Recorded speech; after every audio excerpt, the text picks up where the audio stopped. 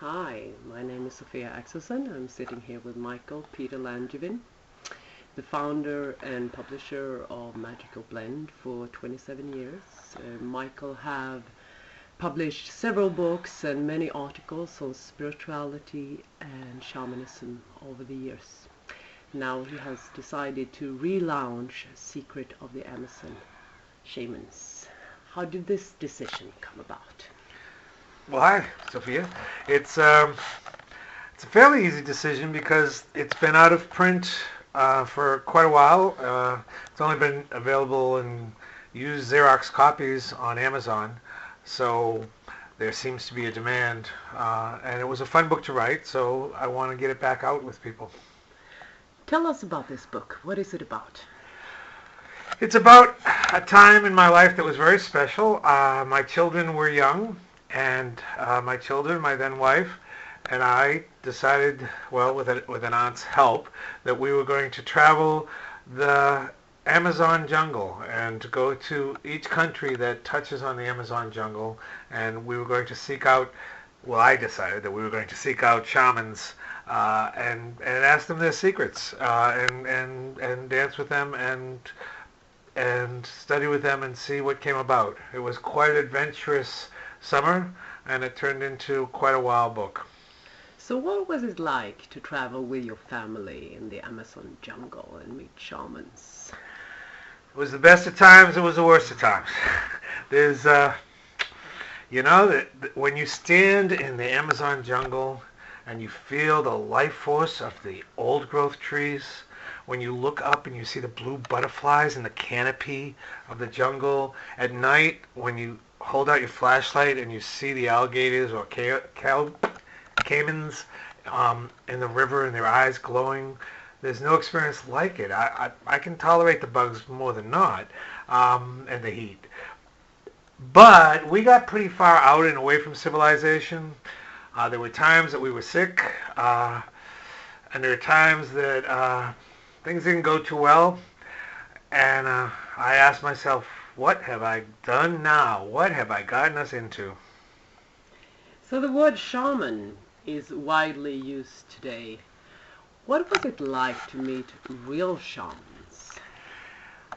And I've had to make peace with the fact that shaman, the word, has now become so mainstream. And having made peace with it, I'm really glad that it is, and that a lot of the ancient mysteries are coming forth in very different forms.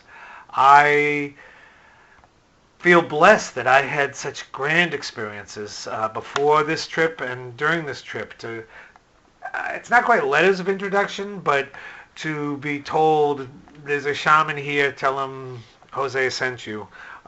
Seek him out in this village and ask for this village. Some of them are crazier than any people I've met. Some of them are wiser than any people I've met. Most of them did things that we would think are impossible in the world today, and to have experienced that firsthand, my view of reality just doesn't match up with a lot of other people's. What was it like for your family? There was a lot of laughter. There were a lot of poppy jokes because they made fun of me a lot. My ex-wife was a good sport. My children, more than not, were thrilled to see monkeys and toucans and ride down the river in boats. But there were a lot of times they were really happy to get a McDonald's hamburger in the biggest city and to be staying in a nice hotel. What do you think readers get out of this book? I think they get a feeling of adventure, a feeling of the mystery of the Amazon jungle, a feeling of how magic is really real in the not in the United States, but in Latin America, and how they can make their lives really magical. That if they can stretch their belief systems, they can see things, they can experience things secondhand, and that will really add to their existence. I like to tell this story of the fellow who, after I bothered him for a day, finally said that he would he would use me to help heal this fisherman farmer that came in.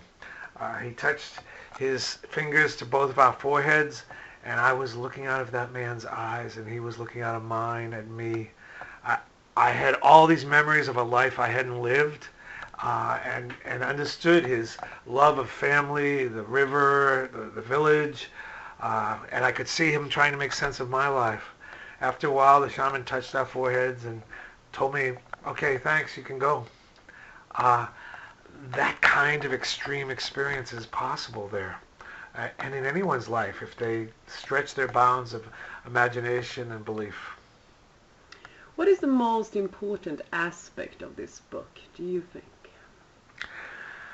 I think the story that came to me being there and that I'd like other people to get is that we are the masters of our destinies. We do craft our life to whatever degree we can allow ourselves to. That there's no limits to what how humans can live and what they can experience. If they go towards their hopes and dreams and desires, they can build a life that they want most, rather than to live in their fears and doubts and insecurities. Apart from the story of the fisherman, which is your favorite memory of this journey?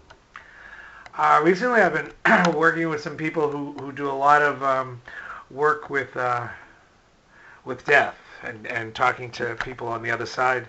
I was in Colombia, and there was a shaman who had this very involved ritual to call the dead forth and to speak with the dead. It was late at night.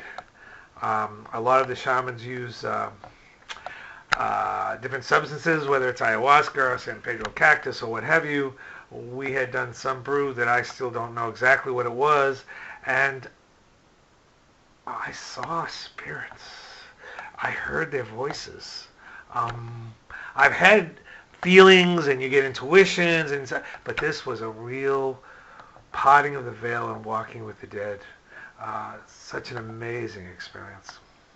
And when can we see this book again be launched? It's scheduled to come out first as an iBook on Amazon in January, and then soon after in hard copy. January 2016. Yes. Is there anything else that we have left out of this interview that you want to say about this book? No, not this book, but I also have Secrets of the Amazon, of the Ancient Incas, which is a great prelude to this book, and Spiritual Business, which is a whole different story that are available on Amazon that I'd love people to check out. Okay, thank you, Michael. Thank you so much, Sophia.